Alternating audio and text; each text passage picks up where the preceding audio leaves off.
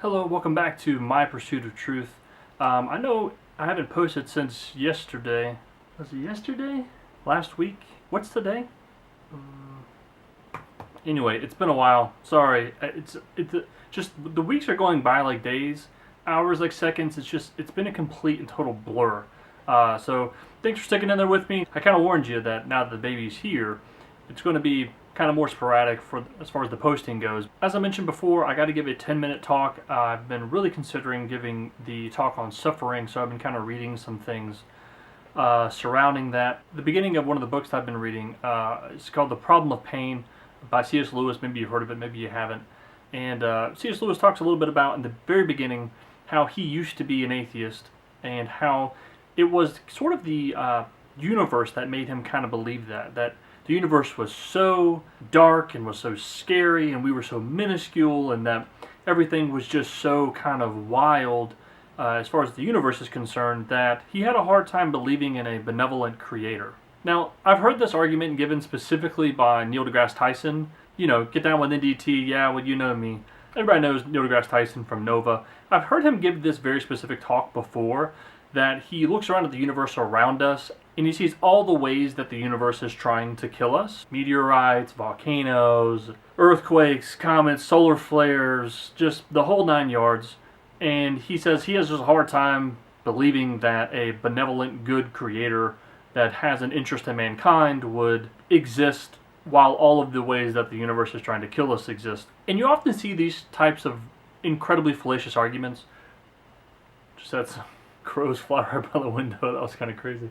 You often see these types of incredibly fallacious arguments whenever you see scientists try to enter into the world of philosophy. The rules that kind of govern science, they don't really govern philosophical thought. What you'll find is that they're very rigorous when it comes to the rules of science and experiment, but not so rigorous or knowledgeable in the rules when it comes to logic and argument and philosophizing. Again, he says that the universe is trying to kill us and that all of these things around us are imminent demise is coming, but yet at the same time we still exist. So what's interesting when you think about this particular argument is think about the mathematical impossibility that we're here in the first place, right? It's essentially zero. There is essentially no chance of life in the universe at all. That's mathematical. You can look that up. That it's like 1 part in 10 to the 40 that there's even the remotest possibility. And then even with that possibility,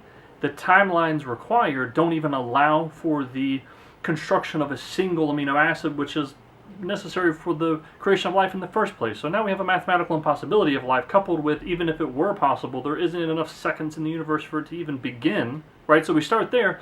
Then we talk about all the mathematical impossibility of us even continuing, right? If we take into account all of the things that are trying to destroy us, but yet we're here anyway, how do you explain that? That's the part that I don't understand. If in all honesty, we shouldn't be here, and if we are here, we should have been destroyed completely already because of the mean and scary universe is trying to destroy us, I hear no explanation as to why we're here and how we're still here. So we really kind of got to address that if we're going to have a discussion about whether there is or isn't a benevolent creator of the universe. Seems to me that the mathematical possibility of us being here in the first place would deem there to be a creator, and the fact that we should have been destroyed a long time ago, but yet we've been protected and sheltered, seems that we have a benevolent creator, but that's just me. So C.S. Lewis talks about that part, but then he moves on to talk about something called the Numinous. I have here that 2 books that both of my sons, which just sounds so crazy to say, both of my sons' grandmothers have purchased for him. One is How to Catch a Monster, which I think is pretty interesting, just in time for Halloween, so I'm looking forward to reading this one to him. And this one is The Darkest Dark by Chris Hadfield, which is kind of cool because Chris Hadfield is an astronaut. The one thing that both of these things have in common are fears that children have. And what's interesting about these particular fears is that they're not really based on any type of reality. Obviously, monsters don't exist. A child has never seen a monster. Most children have this irrational fear of the dark. Now, again, I'm going back to children, but there's a lot of adults who have very similar fears, and it's a fear of the numinous. It's something unknown or beyond that we have some sort of a reverential fear for. But again, it's not based in any sort of direct experience that we have. It's something that we had a particular sense of. Now, when C.S. Lewis talks about this, he wonders how, if men have some sort of a fear of the unknown or a fear of the numinous, something that is beyond, how then have we come to attribute goodness to it? Why then do we think this numinous beyond being is something to be adored rather than feared, and that it is a source of love rather than harm or danger?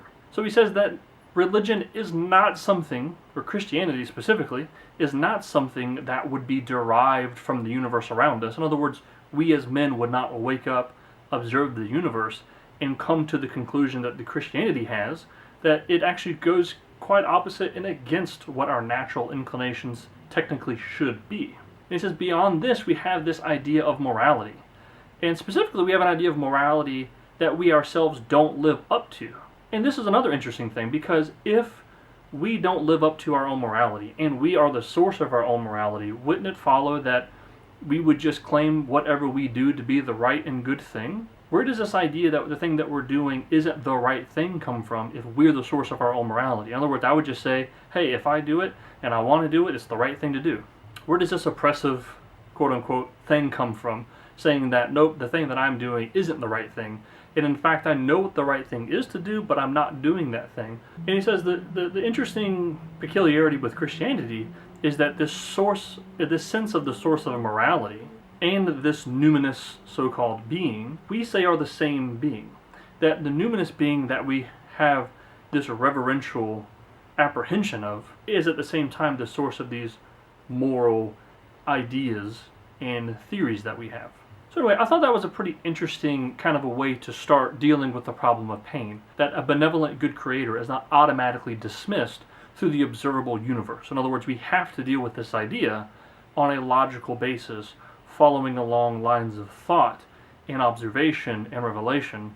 Anyway, I just thought I had some pretty interesting thoughts. It's something I've been thinking about for the past couple of days. Hopefully you're thinking about it now too.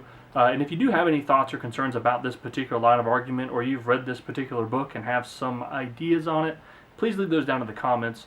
Please hit that like button if you enjoyed this video. Share it if you feel it's deemed worthy of being shared with your friends. And as I say this last part, I've really been going back and forth. I've been putting something in the description without mentioning it in the video. But YouTube has not allowed me to monetize my channel yet. I really want to continue to make videos and to share information, and it would really help in order to do that if I was able to monetize my videos. For some reason, YouTube is not allowing me to do that. So if you would like to support this channel on Patreon, there is a link in the description. Anyway, that's it for that. That's it for this episode. I'm going to talk more about this in future episodes, and I'll catch you in the next one.